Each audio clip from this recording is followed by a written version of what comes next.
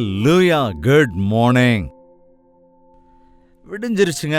வாங்க நம்முடைய தேவனுடைய வார்த்தைகளை தியானிக்கலாம், அவரால் ஆசீர்வதிக்கப்படலாம். ஜெபத்தோடு கூட. பரிசுத்தமும் அன்பும் நிறைந்த பிதாவே, இந்த புதிய வருடத்திற்குள் நாங்கள் பிரவேசித்து போய்கொண்டிருக்கிற வேளையில எங்களை பலப்படுத்துவதற்கும் எங்களை ஸ்திரப்படுத்துவதற்கும் எங்களுக்காக நீர் வைத்திருக்கிற திட்டங்களை அறிந்து கொள்வதற்கும் நீர் அருளுகிற உம்முடைய வார்த்தைக்காக பரிசுத்த வேதாகமத்திற்காக உம்மை துதிக்கின்றோம் ஆண்டவரே. மற்றும் ஒரு விசை எங்களோடு பேச வேண்டும் என்று கிறிஸ்துவின் நாமத்தில் வேண்டிக் கொள்கிறோம் பிதாவே. ஆமென். தேவனுக்கு ஸ்தோத்திரம். எழுந்துட்டீங்களா? என்னது கவலையா இருக்கா? உண்மைதாங்க, நிறைய பேருக்கு. எழுந்துட்டீங்களா அப்படின்னு கேட்கறதுக்கு பதிலா இன்னும் தூங்குறீங்களா அப்படின்னு கேட்கறது தான் சந்தோஷமானதா இருக்கும்ல. எத்தனையோ பேர் சந்திக்கிற சிரமங்களை நினைத்து கொண்டு பாடுகளை ஞாபகப்படுத்திக் கொண்டே தூங்க போகையில் நன்றாக தூங்குவதற்கு பதிலாக ரா முழுவதும் நித்திரையின்றி அப்படியே தவித்துக் கொண்டிருப்பது, அநேக வேளைகளிலே கவலையோடும் வேதனையோடும் ஒரு கலவரத்தோடும் நித்திரை பற்றாமல் இருப்பது நாம் கவனிக்கிறோம் இல்லையா? கவனிங்க, அனுதினமும் அவர் நம்முடைய பாரங்களை சுமக்கிறவராயிருப்பதுனால தினந்தோறும் நாம் நம்முடைய படுக்கைக்கு செல்வதற்கு முன் நம்முடைய எல்லா கவலைகளையும் அவர் மீது வைக்க பழக்கப்படுத்திக் கொள்ள வேண்டும். நம்முடைய நாட்கள் ஒரே மாதிரி இருக்காதுங்க. எப்படி இரவு பகல் என்று இருக்கிறதோ இதேபோல் மனிதனுடைய வாழ்க்கையிலும் கூட சுக துக்கங்கள் சகஜம்தானே. அந்த நாட்கள்ல சொல்லுவாங்க, சுக துக்கங்கள் எல்லாம் இந்த தண்ணீர் குடம் மாதிரி. அது ஒரு பெரிய கம்புல இந்த பக்கம் அந்த பக்கம் குடத்துல தண்ணீர் சுமந்து போவாங்கல்ல, அந்த குடம் முன்னால பின்னால இழுக்கும் போது அந்த பேலன்ஸ். அதே மாதிரி நம்முடைய வாழ்க்கையிலும் ஒரு நேரங்களிலே ஒரு விதமாக இருப்பது என்பது சாதாரணமான விஷயம்தான். சிரமங்கள் வரும். அந்த சிரமங்களை தாண்டியதற்கு பிறகு 2 மடங்கான சந்தோஷமும் வரும். பிரசவ வேதனையில் இருக்கிற ஸ்திரியை கவனிங்க, எவ்வளவு சிரமப்படுவாங்க, எவ்வளவு வேதனைப்படுவாங்க இல்லையா? ஆனா பிள்ளை பிறந்த உடனே தன் பிள்ளை பாத்திர மாத்திரத்தில் எவ்வளவு சந்தோஷமா, எவ்வளவு பூரிப்படைகிறாங்கல்ல. அதே போல நம்முடைய வாழ்க்கையிலும் அந்தந்த காலகட்டங்களில் நிந்தைகள் அவமானங்கள் என்று பார்க்க வேண்டியிருக்கிறது, பாடுகள் வேதனைகள் என்று சந்திக்க வேண்டியிருக்கிறது. சரீர பிரகாரமாக இதெல்லாம் சர்வசாதாரணம் தான். குறிப்பாக நாட்கள் ஏதாவது ஒரு வியாதி யாரையாவது ஒருத்தரை பாடுபடுத்திக்கிட்டு தான் இருக்கு. அதனாலதான் தேவனுடைய சகாயம் நமக்கு அவசியம். அவரே நமக்கு ஆறுதல் தருகிறவர், அவரே நமக்கு சுகத்தை தருகிறவர். தேவனோடு கூட நம்முடைய வாழ்க்கை இணைக்கப்பட்டிருக்கிற போது நமக்கு புரியாத விஷயங்கள் எல்லாம் அவர் புரிய வைப்பார். சந்தோஷம் இருக்கிற போது சந்தோஷமா இருங்கள் அப்படின்னு சொல்ல வேண்டிய அவசியமே இல்லை. ஆனால் சிரமப்படும் போது சந்தோஷமா இருக்க வேண்டும் என்பதை ஞாபகப்படுத்துவது நம்முடைய பரிசுத்த வேதாகமம். வாருங்கள், நீதிமொழிகளின் புத்தகம் 24வது அதிகாரம் 10வது வசனத்தில், ஆபத்து காலத்தில் நீ சோர்ந்து போவாயானால் உன் பெலன் குறுகினது.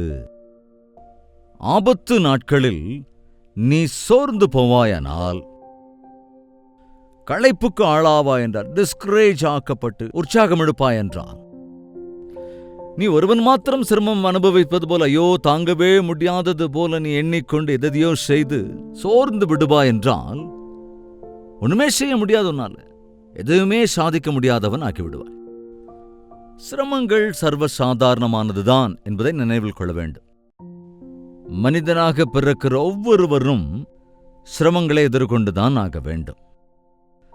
பிறக்கிற பச்சை பிள்ளை கூட அழுது கொண்டேதானே பிறக்கின்றது.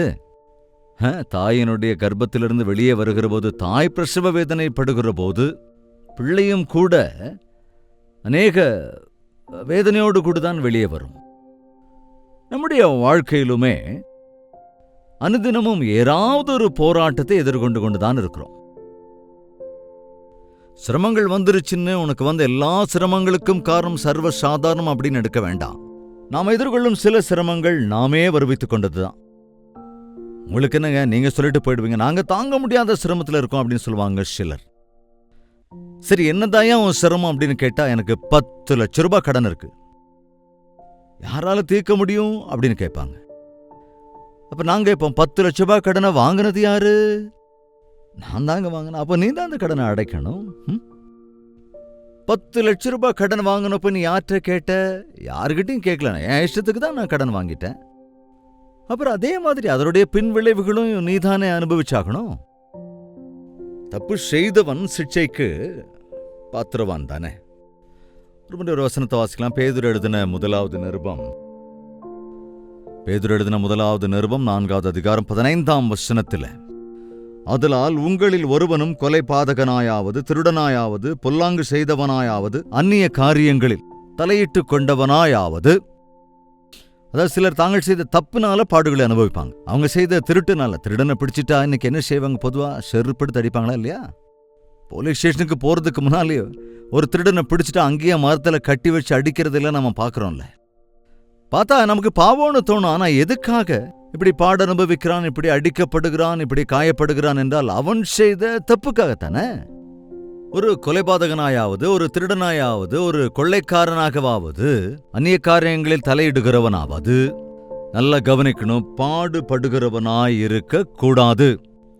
ஆனால் 16வது வசனம், ஒருவன் கிறிஸ்தவனாயிருப்பதினால் பாடுபட்டால் வெட்கப்படாமல் இருந்த அதிநிமித்தம் தேவனை மகிமைப்படுத்த கடவன். ஆண்டவரை நம்பினதற்காக நீங்கள் ஒருவேளை பாடுகளை அனுபவித்தால், கிறிஸ்துவுக்காக நீ கிறிஸ்துவை நம்பினதினால் உன் வீட்டாரே உனக்கு ஒருவேளை இடரல் பண்ணினால், இந்த உலகம் உன்னை வெறுத்து ஒதுக்கினால், அதனால் நீ எவ்வளவோ பாடுகளை அனுபவிக்க வேண்டி வந்தால், அதன் அடிப்படையிலே நீ தேவனை துதி. அதற்காக நீ சோர்ந்து விட வேண்டாம், அதற்காக நீ உற்சாகம் இழந்து விட வேண்டாம், அதற்காக நீ தேவனை மகிமைப்படுத்து. ஆண்டவரே, நீர் சிரமத்தை அனுபவித்தது போல எனக்கும் அனுபவத்தை கொடுத்திருக்கிறீர் என்று ஆண்டவரை துதிப்பதற்கு கற்றுக்கொள்ள வேண்டும். நீங்கள் தீங்கு அனுபவிப்பது அவசியம். ஆனால் எதற்காக அந்த தீங்கை அனுபவிக்கிறீர்கள்? அது உனக்கு நீயே வருவித்துக் கொண்டதா? உன்னுடைய கீழ்ப்படியாமையினாலே பெற்றுக்கொண்டதா? அல்லது ஆண்டவருக்காகவா? கிறிஸ்துவின் நிமித்தம் சிரமங்களை அனுபவிப்போர் உண்டு, தாங்கள் செய்த தவறுகளினாலே சிரமங்களை அனுபவிப்போரும் உண்டு. பாவத்துக்கான பிரதிபலன் சிரமங்களை கொண்டு வரும். ஆனால் ஆண்டவருக்காக வாழ்கின்றவன், ஒப்புக்கொடுத்தவன், திடமான பக்தியோடு நிற்க வேண்டும் என நினைக்கிறவன் சிரமங்களை அனுபவிப்பது கூட சாதாரணம். ஏனென்றால் இந்த உலகம் உங்களை வெறுத்தால் நீங்கள் ஆச்சரியப்படாதிருங்கள். இந்த உலகம் என்னை பகைத்தது, நீங்களும் எங்களுடையவர்களாய் இருப்பதனாலே உங்களையும் பகைக்கும் என்று ஆண்டவர் அன்றைக்கே சொல்லியிருக்கிறாரே. நாம் எதற்காக சிரமங்களை அனுபவிக்கிறோம் என்பதை பரிசீலித்துக் கொண்டு, நீதியின் நிமித்தமும் ஆண்டவரின் நிமித்தமும் நாம் சிரமப்படுத்தப்பட்டால் அதற்காக சோர்ந்து விடாமல் சந்தோஷப்பட வேண்டும். ஒருவேளை உன் பாவங்களினால் நீ சிரமப்படுகிறாய் என்பதை நீ உணர்ந்து கொண்டால், அதன் அடிப்படையில் இதுதான் என் வாழ்க்கை, என் கதை, அவ்வளவுதான் என் தலையெழுத்து என்று சொல்லி நீ சோர்ந்து விடாமல், உன் பாவங்களுக்காக மனஸ்தாபப்பட்டு அறிக்கை செய்தால் உன்னை மன்னிக்கிற தேவன் இருக்கிறார் என்பதை, உன்னை சுத்திகரிக்கிற ஆண்டவர் இருக்கிறார் என்பதை உன்னால் உணர்ந்து கொள்ள முடியும். அதேபோல பேதுரு எழுதின முதலாவது நிருபம் 2வது அதிகாரத்தில் நான் பார்க்கையில் 19ஆம் வசனத்தில், ஒருவன் அநியாயமாய் பாடுபட்டு, அநியாயமாக பாடுக்குட்படுத்தப்பட்டு, நீ செய்யாத குற்றத்திற்காக உன்மேல் சிக்ஷை வந்தால், அனாவசியமாக உன்னை பிறர் துன்பப்படுத்தினால், அதை தேவன் மேல் பற்றுதலாயிருக்கிற மனசாட்சியின் நிமித்தம் சகித்தால் அதுவே பிரீதியாயிருக்கும். நாம நம்மளை சிரமப்படுத்துறவங்களே சிரமப்படுத்த முடியும். அதோ பெரிய போராட்டம் இல்லை இந்த உலகத்தில். இன்னைக்கு அதுதான் நடந்துகிட்டு இருக்கு. அடிக்கிறவனை அடிக்கிறது, திட்டுறவனை திட்டுறது, அநியாயம் அடைத்தவனுக்கு அநியாயம் செய்யறது, ஏமாத்தினவனை ஏமாத்துறது, இப்படித்தான் பழி வாங்குகிறத இந்த உலகத்தில் நாம பார்க்கிறோம். ஆனால் நம் மனசாட்சி நிமித்தம், அதாவது நம்ம தேவனுடைய பிள்ளைகள் அல்லவா, நாம் தேவனை நம்பினதற்கு பிறகு பழி வாங்குவது என் வேலை என்று ஆண்டவர் சொல்லுகிறார். நீ உன் சத்துருக்களை நேசி, மன்னித்து விடு, சகித்துக்கொள். சிலர் உண்மையாகவே அநியாயமாக ஆண்டவரை நிமித்தம் அநியாயமாக சிரமப்படுத்தப்பட்டு வருகிறார்கள். எத்தனையோ தேவ மனிதர்களின் நாட்கள்ல சிரமத்துக்கு ஆளாகிறாங்க, கொலை செய்யப்படுறாங்க. ஆனால் அதன் அடிப்படையில் நம்ம கலங்க வேண்டிய அவசியம் இல்லை. அவர்களின் அடிப்படையில் ஆண்டவரை துதிக்க நாம் கற்றுக்கொள்ள வேண்டும். மனசாட்சியின் அடிப்படையில் நாம் தேவனிடத்தில் அர்ப்பணிக்க வேண்டும். ஏனென்றால் அது என்னங்க நீங்க எப்படி சொல்றீங்க அப்படின்னு சிலர் சொல்லலாம். ஆனா நீ சிரமப்படுகிற போது உன் சிரமங்களை கவனிக்கிற ஆண்டவர் உன்னை கனப்படுத்துவார். இயேசு கிறிஸ்துவும் கூட இந்த உலகத்திலே இருந்தபோது சிரமங்களுக்கு ஆளாக்கப்பட்டார். தம்மை சிரமப்படுத்தியவர்களை அவர் ஒருபோதும் சிரமப்படுத்தவில்லை, சகித்துக் கொண்டார். அங்கே நாம பார்க்க முடியும் 23ஆம் வசனத்துல, அவர் வையப்படும்போது பதில் வையாமலும் பாடுபடும்போது பயமுறுத்தாமலும் நியாயமாய் தீர்ப்பு செய்கிறவருக்கு தம்மை ஒப்புவித்தார். ஒருவேளை உங்கள் கணவரே உங்களை அநியாயமாக துன்பப்படுத்திக் கொண்டிருந்தால், நீங்கள் ஆண்டவரை ஏற்றுக்கொண்டதற்காக சிரமப்படுத்தப்பட்டால், தயவு செஞ்சு உங்க கணவரை பகைக்காதீங்க. அவர் தெரியாமல் செய்கிறார் என்பதை உணர்ந்து நீங்களும் கூட அவரை பழி தீர்க்க முடியும் வேணும்னா. ஆனா அது இல்லைங்க. கோர்ட்டுக்கு போய் கேஸெல்லாம் போட்டு குடும்பத்தை கொலைச்சிக்காதீங்க. நியாயமாய் நியாயம் தீர்க்கிற தேவனுடைய கரங்களுக்குள்ளே உங்களை நீங்கள் அர்ப்பணித்துக் கொள்ள வேண்டும். அநியாயமாக விட்டு போன மனைவியின் விஷயத்திலே நானே உத்தரவாதியாயிருக்கிறேன் என்று சொல்லுகிறார் தேவன். இந்நாட்களை நல்லா கவனிங்க. கணவர் மாத்திரமே மனைவியை பாடுபடுத்துகிறதில்ல, மனைவிகளும் கூட கணவன்மாரை பாடுபடுத்தவர்களாயிருக்கிறாங்க. நம்முடைய தேசத்தில் நடக்கிற காரியங்களின் அடிப்படையில் அநேக ஆண்கள் துக்கத்தோடு கூட சொல்றாங்க, என் மனைவி அநியாயமா என் மேல கேஸ் போட்டுட்டாங்க. ஆக்சுவலா என் கூட சேர்ந்து வாழவே இல்லைங்க, கல்யாணமானதுலேருந்து அவங்க வீட்டிலேயே தான் இருக்கிறா. ஆனா நாங்க ஏதோ துன்பப்படுத்துறோம் அப்படின்னு போய் கேஸ் போட்டு எங்களை பாடாப்படுத்துறாங்க. நீயும் பதிலுக்கு அதே மாதிரி கேஸ் போட்டு பகை தீர்த்துக்கணும், பழி வாங்கணும் அப்படின்னு நினைக்கிறையா? அல்லது நியாயமாக நியாயம் தீர்க்கிற தேவன் ஒருவர் இருக்கிறார். அவர் நியாயம் யார் பக்கத்தில் இருக்கிறதோ அவர்கள் பட்சமாய் மட்டும்தான் நிற்பார். அவருடைய கரங்களிலே உன் விண்ணப்பங்களை சமர்ப்பிப்பா என்றால் உன் பிரச்சனைகளுக்கான தீர்வை அவர் அருளுவார். கோர்ட் நல்ல தீர்வு இன்னைக்கு கிடைக்குதாங்க? மனிதனே மனிதனுடைய பிரச்சனைகளை தீர்த்து விடுவான் என்றால் தேவன் அவசியமே இல்லையே நமக்கு. கவனிங்க, சகித்துக் கொள்வதனாலே, அன்பினாலே குடும்பத்தை கட்டிக்கொள்வதற்கும் வாழ்க்கையில் எதிர்கொள்கிற போராட்டங்களின் மத்தியிலும் கூட மகிழ்ச்சியாய் நாம் தொடர்வதற்கும் தேவனுடைய சகாயத்தை வேண்டுகின்றவர்கள்தான் பாக்கியவான்கள். மனசாட்சியின் நிமித்தம் ஒருவன் அநியாயமாய் பாடுபட்டு உபத்திரவங்களை அனுபவித்தால் அது பிரீத்தியாயிருக்கும். 20வது வசனம், நீங்கள் குற்றம் செய்து அடிக்கப்படும் போது பொறுமையோடு சகித்தால் அதனால் என்ன கீர்த்தி உண்டு?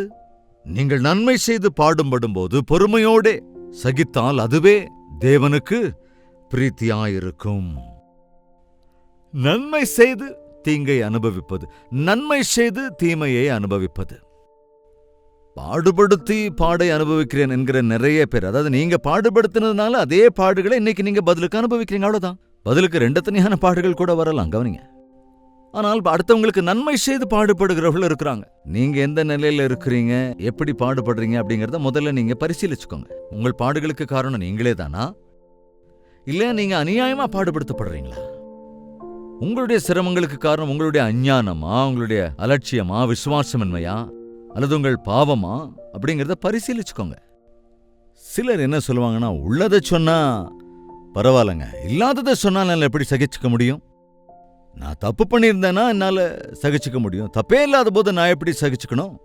அதற்காகத்தான் ஆண்டவர் சொல்கிறார், இங்கே வேத வார்த்தை சொல்கிறது 20வது வசனத்தில், நீங்கள் குற்றம் செய்து அடிக்கப்படும் போது பொறுமையோடே சகித்துக் கொண்டால் அதில் என்ன கீர்த்தி உண்டு? உங்க பெருமை என்ன? உங்களுடைய பெரிய காரியம் என்ன? அதுல வேற என்ன இருக்கு? ஆனால் நன்மை செய்து தீங்கு அனுபவித்தால் அதுதான் தேவனுக்கு பிரீத்தியாக இருக்கும், அதான் அவருக்கு பிரியம்.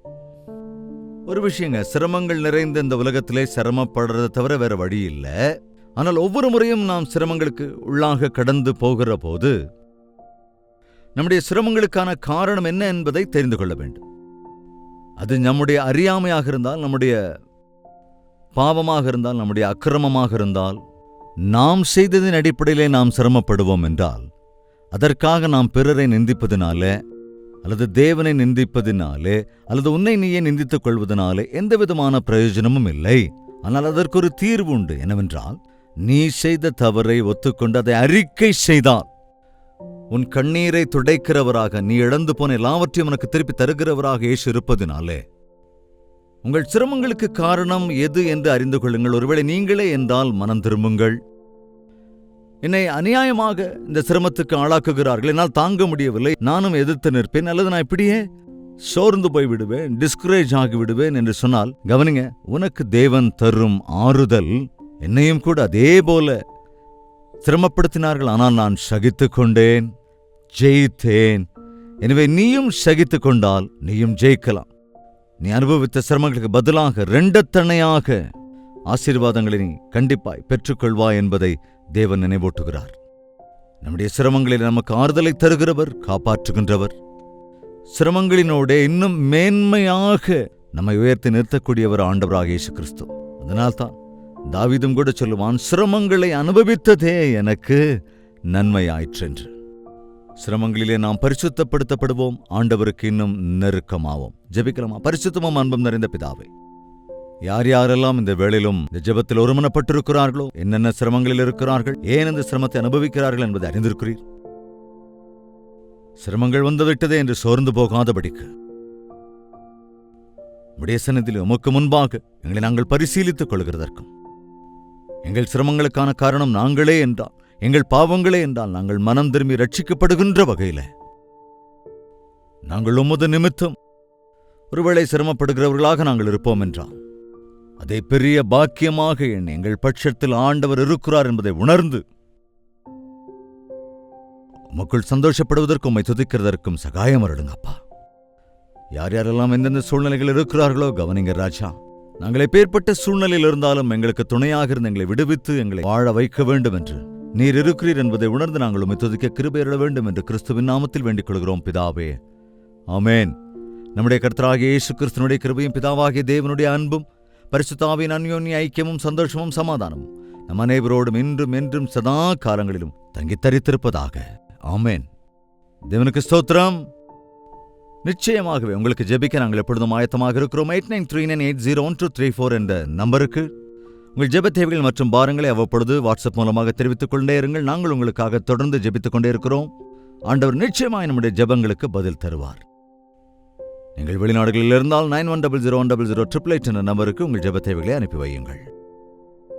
டாக்டர் ஜெயபால் யூடியூப் சேனலை சப்ஸ்கிரைப் செய்து கொள்ளுங்கள். லைக் செய்வதையும் ஷேர் செய்வதையும் மறந்து விடாதீர்கள். தேவனுக்கு சித்தமானால் நாளை காலை இதே நேரம் இதே அனுதின தியானத்தில் சந்திக்கலாம். அதுவரைக்கும் தேவனுடைய மகா கிருபை உங்களுக்கு துணையா இருப்பதாக.